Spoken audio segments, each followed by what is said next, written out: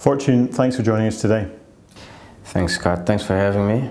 Fortune, it's been a busy week, but it's also been a busy 6 months. Tell us about that 6 months and what are the key elements that spring to mind from your perspective? It's been a very busy 6 months indeed. We just released our interims, which provide a very good summary, obviously, of what we've been doing across all our platforms. You'll recall we've got 3 main platforms: Green Hills, which is our tin platform; Lima Resources, which is our coal and power platform in Madagascar; and obviously Vanadium, which is the flagship and the core focus of the company. We have been active across all of them to execute the strategy that we've talked about before. As far as Green Hills is concerned, it is that we want to consolidate a critical mass of tin inventory, typically targeting historic mining regions, are typically targeting open cast type of deposits that can be brought into production fairly quickly and easily. So consolidation, or put it this way, increasing our resource base has been one of our focus areas, and we've been busy with that. And the second part is, how do you get that into production in the near term? And then the third part of it is bringing in strategic partners, obviously, because we can't do everything. And as far as Green Hills and Lima, we've decided that we're going to do that with strategic partners. So the introduction of VBCom was particularly very satisfying for us to announce. Of course, they still have to complete their DD, but we rate them incredibly in terms of their technical capability and their ability to, subject to, of course, their DD being successful, contribute capital to bring these projects into production. We like tin. I mean, tin is one of those commodities that has seen a north of 70% increase in prices just in 2016 alone. So the market fundamentals are really, really solid. And I'm pleased that Bushveld offers that kind of exposure to investors. On the Lima side, we've got the deposit that we've got, a 136 million ton core resource. But the key catalyst there is the power purchase agreement, which we've been in discussions with the government in Madagascar for, have done quite a lot in that space. And I don't want to promise times, but obviously as soon as we get that PPA completed, we are in a position to bring in strategic partners for developing not just a mine, but a mine and a thermal power plant to supply power to a much needed, a region that needs the power so much in Madagascar.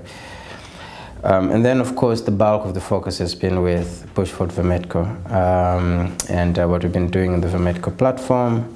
You know that we have got our mining license on the Mokopane project that's still underway. We got the environmental authorization during this period, which we're very pleased with. We obviously hope that we can get the mining right concluded as quickly as possible, because the Mokopane project is an important part of our vanadium strategy.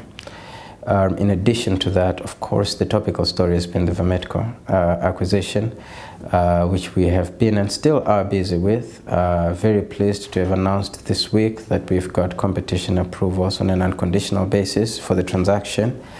And we're obviously busy with the financing arrangements for the transaction, and we hope we can complete that fairly soon. In addition to Vametco, we've got Bushveld Energy, which is obviously part of the integrated vanadium story that we've been talking about, where you've got large vanadium resource base, processing capacity that is here and now, and go further downstream into chemicals, electrolyte manufacturing, and even further into the assembly of vanadium flow batteries for the African market. I'm very excited about what the team has been achieving in that respect, starting with, of course, launching the company at the beginning of the year, the partnership with UET, which we think is a fantastic technology partner to have, focused on the utility scale end of the energy storage market, because we think we can get critical mass much quicker by targeting that. And of course, bringing in the IDC through that cooperation agreement, which we signed. And that agreement itself, we've strengthened it even further by bringing in Uni Energy Technology, UET, into that, so we can work much closer together as we develop the market. What I mean by developing the market, you know that we've got the study that we're doing in respect of the vanadium flow battery, quantifying the market opportunity for VRFBs, which we believe is really large, right? And by some estimates, the energy storage market itself is about $350 billion projection by 2030. With a significant chunk of that, we think vanadium flow batteries can take that. So to participate in that industry is very, very exciting for us. But of course, once you understand how big that market is, we're also running a study for the electrolyte manufacturing. The electrolyte manufacturing is important because we know that if you've got a low-cost manufacturing base, you've got a large resource base, you've got the two most critical enablers for the energy storage applications of vanadium flow batteries, and that is security of supply, particularly if you believe the projections about the growth of the vanadium flow batteries. You're going to need to make sure there's sufficient vanadium, right?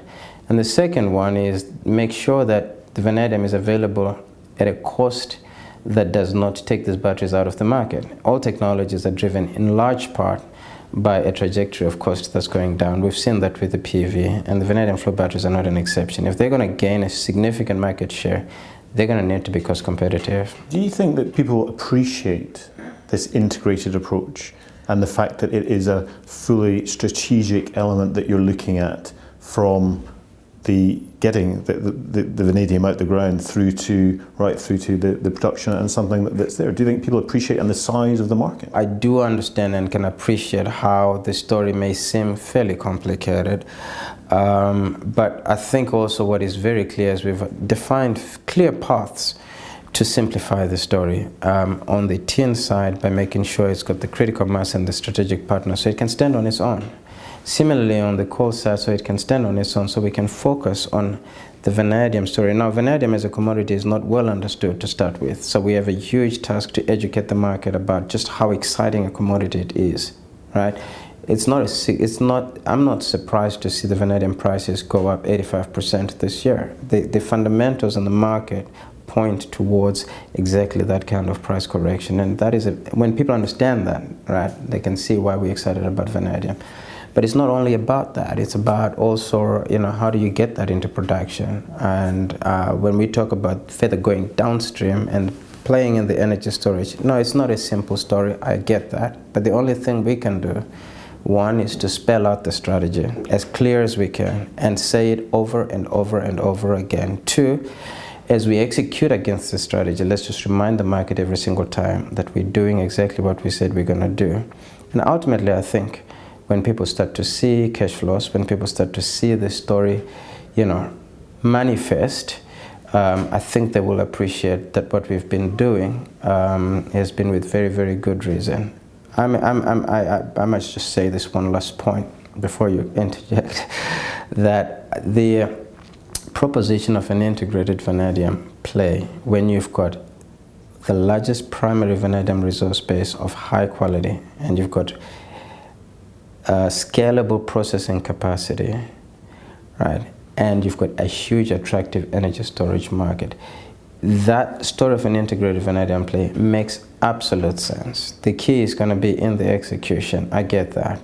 But we are executing against that, and I do believe that the market will in time give us credit for that. The story is definitely unfolding, and we can see that for people who are following Bushveld. What are the barriers that you're coming across that you hear from shareholders and potential investors about their sort of concerns, and how do you address those? I think one part of the story, one part of the barrier, which is a fairly ironic one, is that when we explain how brownfield infrastructure in South Africa gives us an accelerated path to production. We started telling this story, by the way, I'd say 18 plus months ago, way before we announced a deal with Vametco. Okay, people don't quite get it until you can say, this is what it looks like. And I don't blame them, but part of the challenges you have with M is you can articulate a strategy, but there's some things we just can't talk about until they're material, until they're a deal. Otherwise, it's just a concept, right? Similarly, we have now done the deal, and we are busy with financing. There's a lot that I'd love to talk about Vametco and about the asset and how great an asset it is, etc., etc. I can't really talk about it until we complete the transaction, and therefore we have to go and on to complete the transaction. Now, one of the questions that gets asked is you're a $13 million market cap company. You have a $16.5 million acquisition. You've paid 1.6 years. Yes, you've got a partner in Yellow Dragon, but between yourself and Yellow Dragon, the balance of $14 million, how are you going to finance that? And by the way, what is the dilution impact of any placing that you need to do? Valid concerns, right? All I can say is we have a duty as management and as a board to make sure that we minimize the dilutive impact of what is a very, very transformative acquisition. And we're doing that, and we're doing that by making sure that we can bring in debt instruments and we can bring equity instruments. But to your question about the hurdle, it's just the fact that we can't tell the full story until it's complete. Talking about acquisitions, Fortune, Strategic Mineral Corporation, tell us about that. So Strategic Mineral Corporation is the holding company for Vametco. So that's the company that we are acquiring 78.8%. We're acquiring that from the Everest Group. It's an American-based company. And at the end of this acquisition, between ourselves and Yellow Dragon, we control 78.8% of what is a low-cost producer. And to then line that up with our resource base and with what we're doing on the energy. So again, this is what we mean by the largest, lowest cost integrated vanadium platform. So joining all the dots, which you are from start to finish, that's there, it's a great story. What is the message to the shareholders, investors at the moment? What's that key point that they need to understand? Two main points. The first one, I would say, when we released our pre-feasibility study at the beginning of this year for the Mokopane project, we needed $298 million capex. We said that's what it would cost. The economics were really good in terms of IRRs and NPV of $418 million on a pre-tax basis. I think we got a lot of credit, people saying it's a fantastic project. It will come on the lower end of the first quartile of the production cost curve, right? But if you think about it, we are acquiring in Vametco an asset at less than 10% of its replacement value. We don't have the hassles of trying to build up an operations team because we are acquiring a management team that has got plenty of experience in the vanadium industry. It already is generating cash flows. So I know that, sometimes we kind of think, yeah, we still want to know how you're going to fund this. If you got a good story and that story is backed up by numbers, you will put it away, right? And I'd like to think we've got a great team that's able to do that, and we will be able to put that. So that's the first message I just want to say, that we've come a long way and we've got a really compelling story here, and we've got the right management team that's driving the story. And so my message to the shareholders particularly that have been in the company is to hold on, to continue believing in the story, and I truly hope that 2017 will see them rewarded. And 2017, what are the key milestones that people should be looking for in the first 6 months? I think the biggest thing for us is we want to unveil a new look Bushveld, which is the fully integrated vanadium platform we're talking about.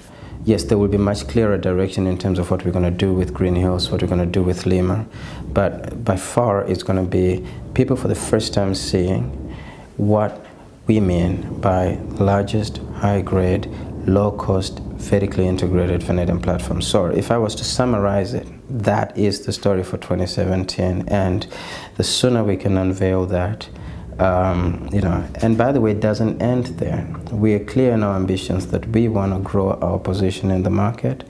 We are in an address which is vanadium capital in terms of primary vanadium of the world, and we've got a large resource base to allow us to do this. So we'll be able to respond to a market which is growing, and we'll be able to stake an even stronger position in that market.